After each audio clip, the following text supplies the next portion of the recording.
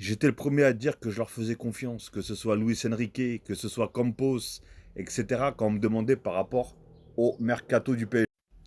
Mais là, personnellement, quand je lis ça, je suis très inquiet. Alors, je ne sais pas si c'est vrai ou pas, mais je suis très inquiet.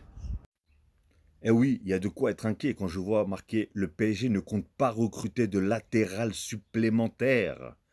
On a vu la saison qu'ont fait Nuno Mendes et Hakimi. Surtout, ne pas oublier que Hakimi, au mois de décembre, il y a la CAN, donc il sera absent je ne sais combien de temps, je ne sais pas combien de temps ça dure la CAN, mais il sera absent pendant un bon moment.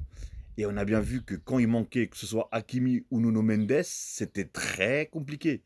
Après, oui, contre des équipes de Ligue 1, il n'y a pas de souci. Mais voilà, vous m'avez compris, tout simplement. Le club semble compter sur Hernandez. Moi, je vois déjà sur un départ personnellement.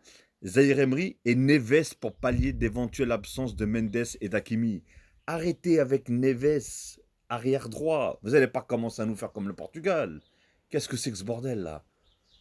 João Neves, c'est avec Vitinha. Au milieu de terrain, tic et tac, le duo d'enfer. On voit comment, quand il en manque un, on sent qu'il y a un manque pour l'autre, tu vois, tout simplement. Donc laissez-nous tranquilles. Laissez-nous Neves. Mettez Zaire Emery si vous voulez, Hernandez ou tout ce que vous voulez. Laissez Neves au milieu de terrain. Encore une fois, oui, après, si c'est contre une équipe tranquille de Ligue 1, il n'y a pas de souci. Mais là, ça commence vraiment à m'inquiéter. Mais vraiment, réellement à m'inquiéter. Et surtout qu'à la base, il y avait des rumeurs comme quoi ils voulaient recruter au moins 6 joueurs, ce qui veut dire pratiquement un joueur à chaque, pas un joueur à chaque poste, mais genre un défenseur, un ou deux latéraux, comment ça s'appelle, un milieu de terrain, un attaquant, un joueur offensif, etc. Et au final, de 6 joueurs, on est passé à 2 voire 3 joueurs grand max. Et maintenant, je vois que dans les 2 ou 3 joueurs, il n'y a pas de latéraux. Donc là, ça m'inquiète, de latéral plutôt. Donc là, ça m'inquiète réellement. Dites-moi dans les commentaires ce que vous en pensez. Mais ouais, c'est dur, c'est dur. Surtout qu'il y a quand même des bons joueurs, hein. Encore une fois, Cancelo, il est libre. Oui, c'est Cancelo, oui. Il est libre et il peut jouer des deux côtés en fait. Et lui, je pense que ça le dérangerait pas du tout d'être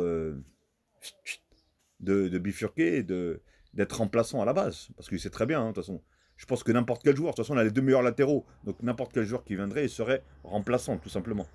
Donc franchement, dites-moi hein, si vraiment c'est vrai, hein, parce que c'est voilà, c'est peut-être pas vrai, mais dites-moi si pour vous c'est vrai, est-ce que tout simplement, bah, vous êtes inquiet ou pas?